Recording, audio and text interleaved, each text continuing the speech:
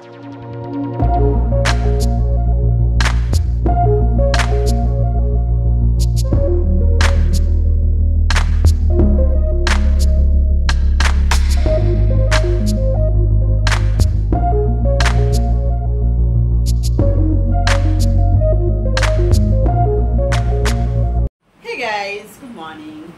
Tanushree, welcome back to my channel Tanushree blog.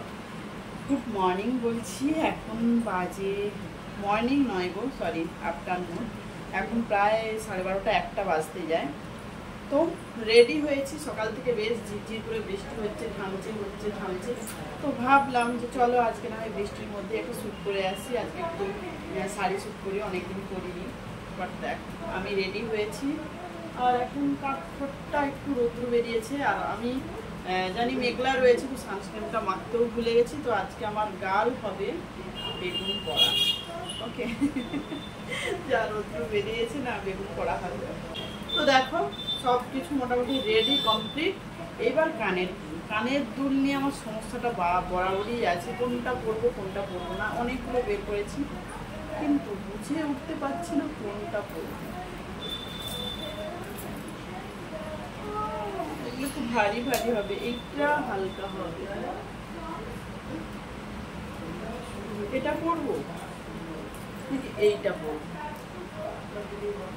দুটোই দেখতে সুন্দর। ওকে, পরে দেখি।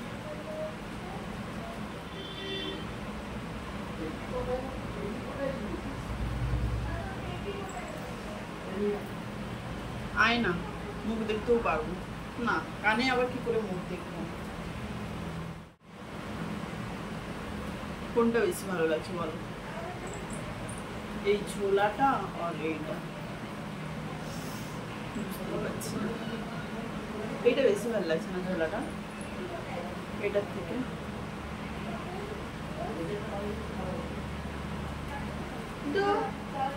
তো কোনোটাই করবো না।